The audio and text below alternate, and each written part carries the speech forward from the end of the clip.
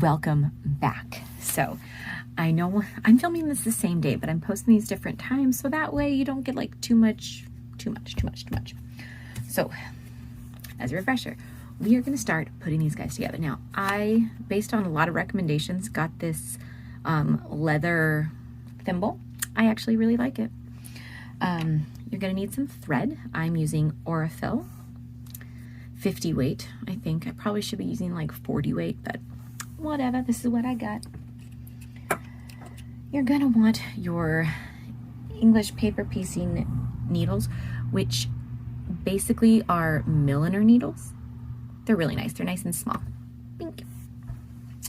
And that's about it. I mean, I guess if you need a threader, oh, you need scissors. Let me get my scissors. This is my other portable little sewing thing that I made.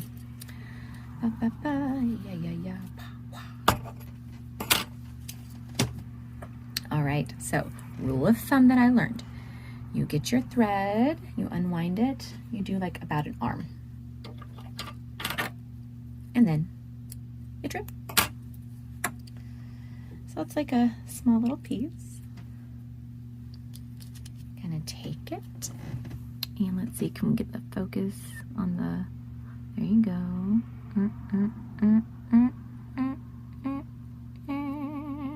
Got it. Okay, so then to knot, this is how I knot. I don't know if it's that right, but I roll it over, boom, I got a knot. So the first step is you put them right sides together. You want to even up the sides. You're going to pinch them, and then you are going to just put it in the top just once, and then I'm going to go underneath that knot, go through, and you want to make sure at the corners of every intersection you do a double knot, or like, you know, like a back stitch. So I put it through, I have a loop, I'm going to put this through, and then I'm going to go 1, 2, 3. Gonna not get that caught. Gonna pull it through, and there I have a nice secure knot. So then I'm gonna do what they call a whip stitch all across, and I'll flip the camera so you can see that. All right, the camera is on a coffee mug right below my chin, so I can't see that well. All right, so you got them pinched together. You have your knot. I'm just gonna go in just a little bit and pull it through.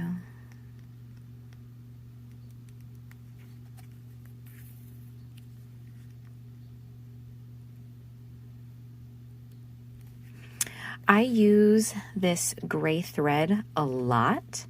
I find that it blends with almost anything.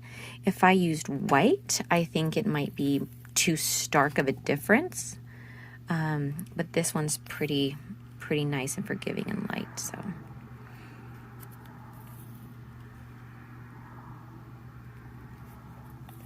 You want to stick with me through the whole thing?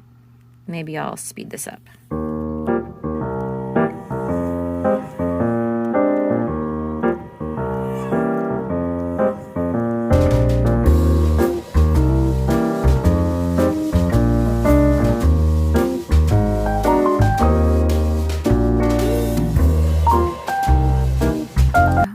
So now we're at the end.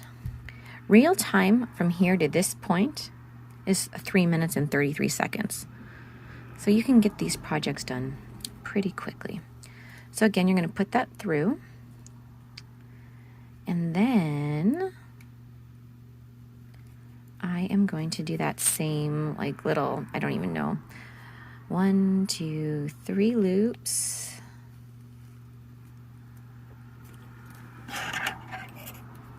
And then we go,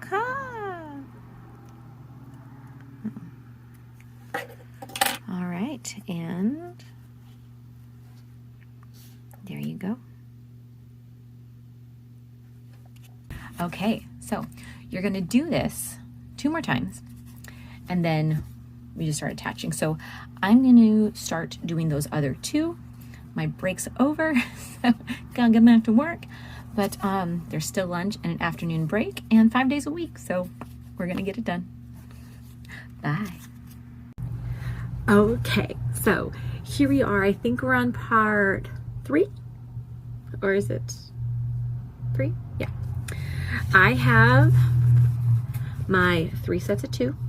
Boom, 1, 2, 3. You can see the stitches.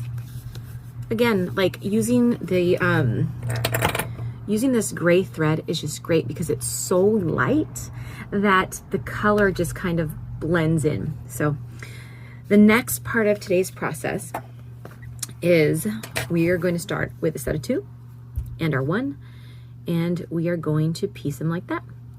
And so this is going to have a stitch down here and a stitch down here, and then we're going to move on to the next, and then before you know it, we're going to have a long flower. So if we're doing the math on this, this is going to be 1, 2, 3, 4, 5 times 3, so 15 minutes, plus there's another stitch there, 16, 17, 18. So it'll take you about, say, 20 minutes or so, 25 minutes to do a whole flower from start to finish, whatever the math is. But obviously I like to do numbers. I'm gonna get started on this. I'm gonna flip the camera around and I will see how far we go. Oh, before we go any farther, I only cut 2 squares to start my flower garden. You can do this in a number of different ways. You can do what I did and just cut, cut fabric for 1 flower, do the flower, then cut the next 2 fabrics, and so on and so forth.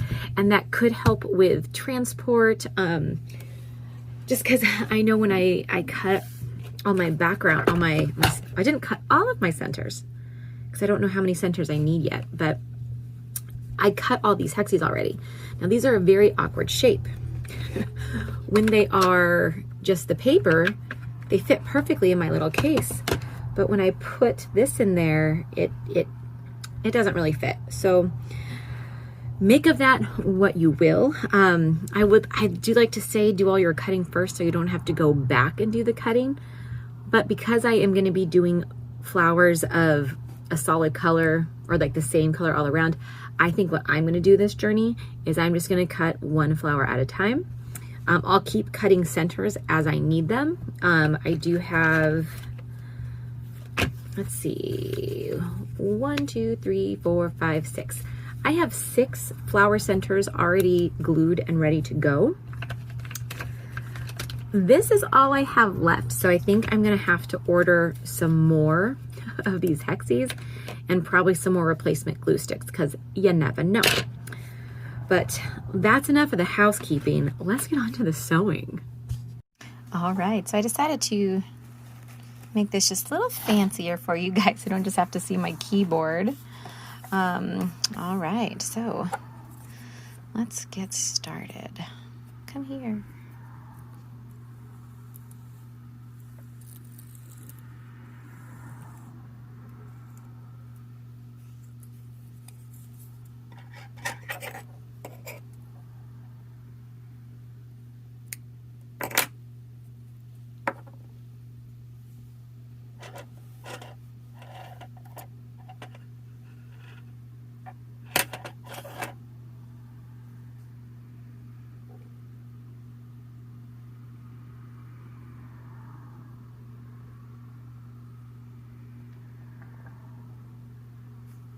Okay, let's get some music on and really just enjoy.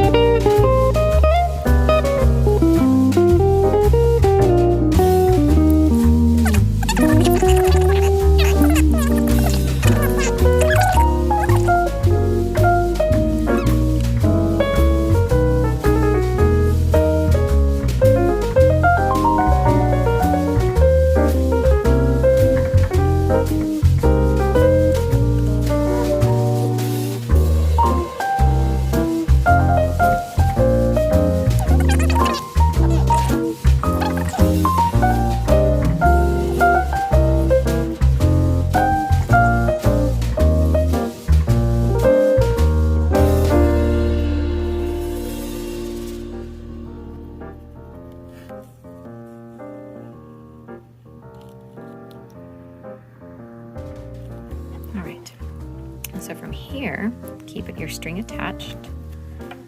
You're going to open up, and then line up the corners. Okay.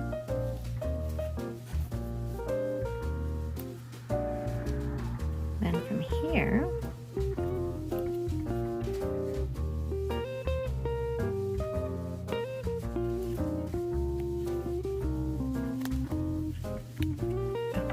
oh dear,